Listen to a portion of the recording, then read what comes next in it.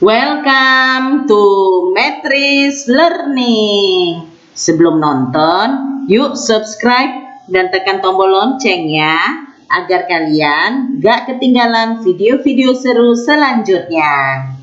Kali ini topik pembelajaran kita Matrix. Tujuan pembelajaran agar kalian mampu mengoperasikan, mengolah, menangani matriks dalam matematika diskrit. Now, let's get started.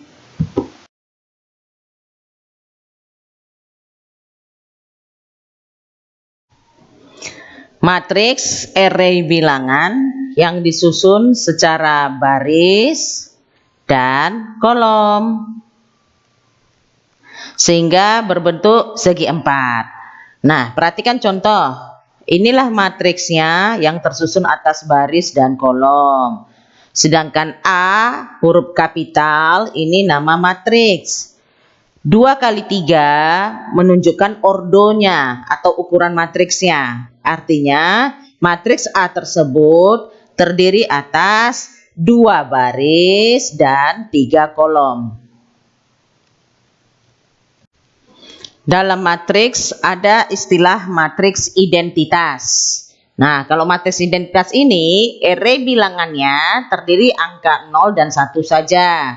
Di mana 1 ini tersusun menyerupai diagonal segi 4. Di sini letaknya. Sedangkan yang lainnya 0. Simbol matriks identitas itu biasanya huruf I besar seperti ini.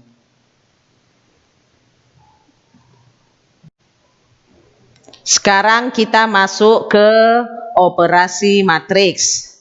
Beberapa operasi matriks yang wajib diketahui ada beberapa seperti poin A, penjumlahan matriks. Ya, jadi matriks dapat dijumlahkan dengan syarat ordonya atau ukuran matriksnya sama. Jadi misalnya barisnya ada 2, kolomnya ada 3 untuk matriks A.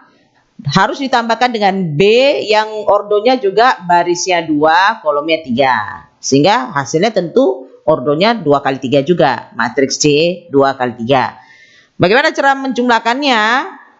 Letak yang sama itu yang ditambahkan. Nah, ini misalnya matriks A dengan ordo M kali N ditambahkan dengan matriks B dengan ordo sama M kali N. Nah, ini ditambahkan aja A1 di baris 1 kolom 1 tambahkan ke B1 di baris 1 kolom 1. Seperti ini hasil penjumlahannya. Sampai ke misalnya ini baris 1 A1 di sini baris 1 kolom terakhir ditambahkan juga dengan B1 di baris 1 kolom terakhir. Nah, hasilnya di sini.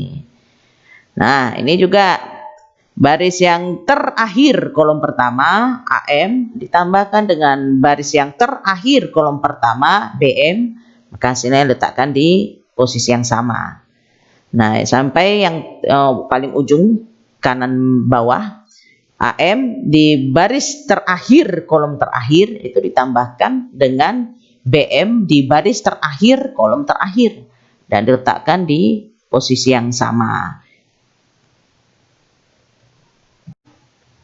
Demikian juga operasi matriks poin B, yaitu pengurangan matriks. Nah, ini syaratnya dan caranya mirip dengan operasi A, penjumlahan matriks tadi. Jadi ordonya mesti sama juga.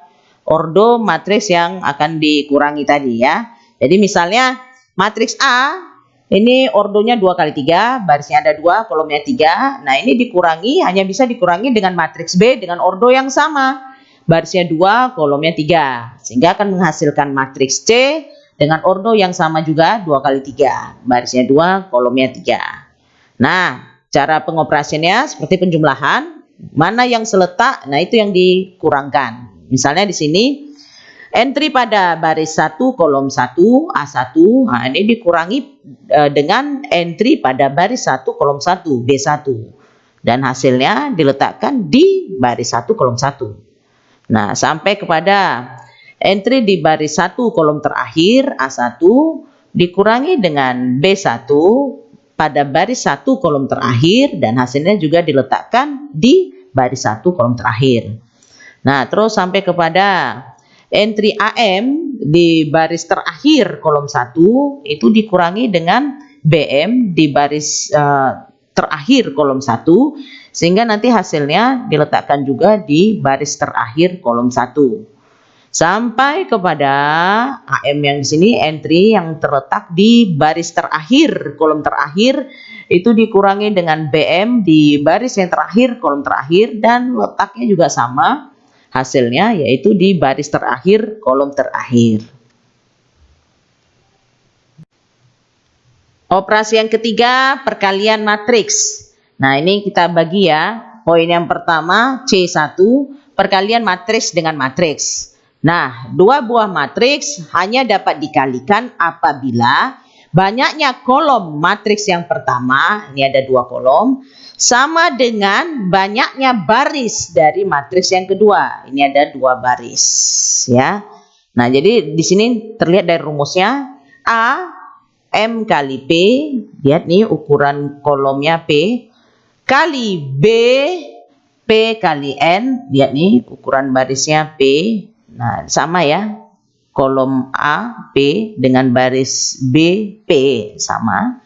Nah, nanti hasilnya adalah matriks baru, yaitu si C, dengan jumlah baris sama dengan baris matriks pertama, M, dan jumlah kolom sama dengan matriks yang kedua, N. Nah, M kali N. Nah, misalnya, ini A kali B, ini kan 2 kali 2 nih.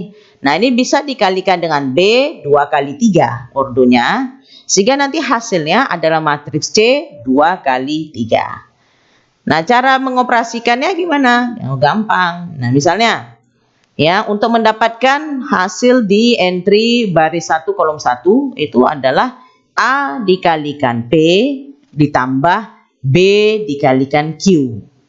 Nah, hasilnya seperti ini. Sampai kepada di akhir ya, A kali T ditambah B kali U. Maka hasilnya adalah di kolom terakhir baris 1 seperti ini. Terus ke bawah misalnya di baris yang terakhir kolom 1, C kali P tambah D kali Q.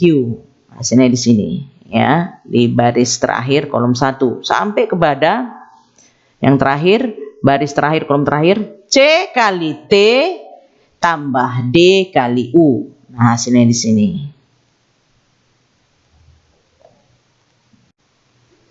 Nah, poin C2, perkalian skalar dengan matriks. Nah, ini lebih mudah ya, mengalihkan skalar dengan matriks daripada mengalihkan matriks dengan matriks. Kenapa? Karena kalau perkalian skalar dengan matriks, cukup kalikan skalar dengan setiap entry pada matriks. Dan hasilnya, ordonya itu ya sama dengan ordo matriks sebelumnya. Nah, misalnya, diketahui A, inilah di entry-nya. Nah, kemudian dikalikan dengan skalar, K kali A, seperti ini. Anggaplah ini konstanta. Nah, maka hasilnya adalah masing-masing entry itu dikalikan dengan si K. Untuk baris 1, kolom 1, K kali A. Sampai kepada baris 1 kolom terakhir, K kali C. Kemudian sampai juga kepada baris terakhir kolom 1, K kali G. Ini kan. Sampai kepada baris yang terakhir kolom terakhir, yang ini itu menjadi K kali I. Nah, selanjutnya kita mempelajari sifat-sifat perkalian matriks. Nah, ini yang pertama, umumnya tidak komutatif. Artinya A kali B tidak sama dengan B kali A. Terus yang kedua, berlaku asosiatif. Artinya di dalam kurung A kali B kali C itu sama dengan A dikalikan di dalam kurung B kali C. Kemudian yang ketiga, distributif. Ini berlaku kiri dan kanan ini ya. Jadi A dikalikan dalam kurung B tambah C sama dengan AB ditambah AC. Kemudian distributif kanan juga berlaku, di dalam kurung B tambah C dikalikan dengan matriks A, ini akan sama hasilnya dengan matriks B kali A ditambah C kali A. Kemudian yang keempat, berlaku hukum identitas, yaitu identitas kali matriks A itu sama dengan A kali matriks identitas, dan hasilnya ya sama dengan matriks A. Dan juga untuk skalar, poin nomor 5, hukum yang berlaku adalah K dikalikan di dalam kurung matriks A, B itu sama dengan di dalam kurung K kali matriks A, tutup kurung, dikali dengan matriks B. Sub pelajaran selanjutnya, transpose matriks. Transpose matriks diperoleh dengan menukarkan baris dari matriks tersebut menjadi kolom dari transposnya. Sebaliknya, ditukarkan juga kolom dari matriks tersebut menjadi baris pada transpose matriks itu. Nah, ini contohnya nih. Matriks P dengan ordo 2 kali 3. Barisnya ada 2, kolomnya ada 3. Lihat isinya atau entry-nya 1, 2, 3, 4, 5, 6. Nah, ketika ditranspos menjadi P, T, maka hasil ordonya justru adalah 3 kali 2. Ya, berubah ya, jadi 3 kali 2. Karena dibalik tadi. Jadi barisnya menjadi 3, kolomnya ada 2. Dengan isi entry-nya seperti ini susunannya. 1, 2, 3, 4, 5, 6 seperti ini. Nah, kemudian apabila suatu matriks ditranspos, maka entry-nya dan ordonya sama, pokoknya tidak ada perubahan, sama persis ya. Maka matriks tersebut dikatakan simetris ya. Nah, ini contohnya. Matriks dengan susunan seperti ini, ordo 3 kali 3. Ini kalau kita transpose, kita tukarkan baris menjadi kolom, kolom menjadi baris. Nah, hasilnya pasti sama persis dengan ini. Ordonya sama, 3 kali 3 dan entry-nya pada setiap posisi juga sama. Maka matriks ini disebut simetris. Sub pembelajaran akhir pada pertemuan ini adalah inverse matriks. Nah, untuk menginverse matriks, sebelumnya kita uji dulu apakah suatu matriks tersebut memiliki inverse atau tidak. Nah, untuk menguji apakah suatu matriks memiliki inverse atau tidak, maka kita cari determinan matriks tersebut. Misalnya matriks A ya dengan entry A, B, C, D seperti ini. Maka carilah determinan matriks A yaitu dengan cara A kali D dikurangi B kali C. Nah, apabila hasil determinannya tidak sama dengan 0, maka matriks tersebut memiliki inverse. Dan matriks tersebut disebut matriks non-singular. Nah, pada kasus yang berbeda, jika didapatkan atau diperoleh hasil determinannya AD kurang BC ini sama dengan 0, itu artinya matriks tersebut tidak memiliki inverse, jadi tidak bisa diinverse. Dan matriks tersebut disebut sebagai matriks singular.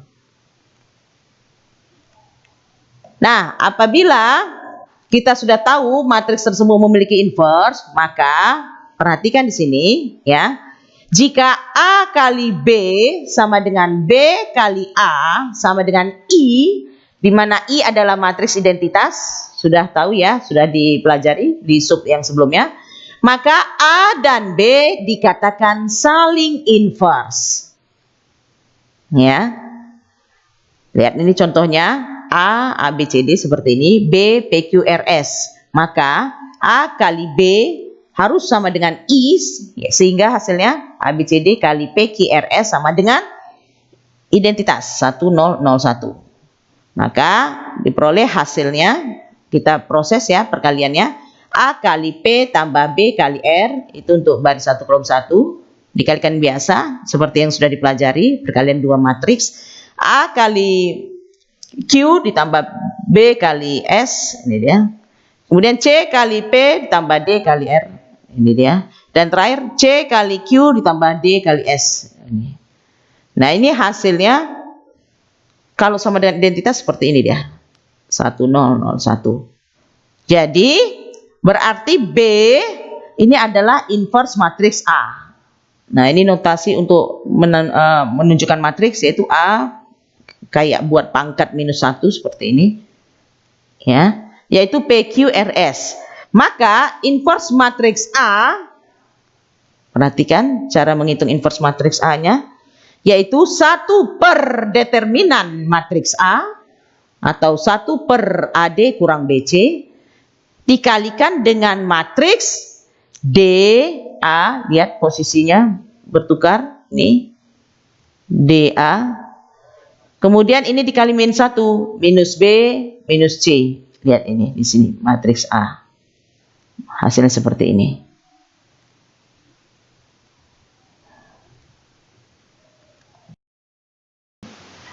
Gimana materi pembelajaran kali ini? Mudah kan? Sekarang kerjakan evaluasi pembelajaran di e-learning STMIC Logika. Kalau ada pertanyaan atau mau berdiskusi, komen di video ini ya. Jangan lupa like dan share video ini. Sebarluaskanlah, karena ilmu itu dibagikan, bukan digenggam. Thank you and see you again. Channel Tasur, semua jadi mudah.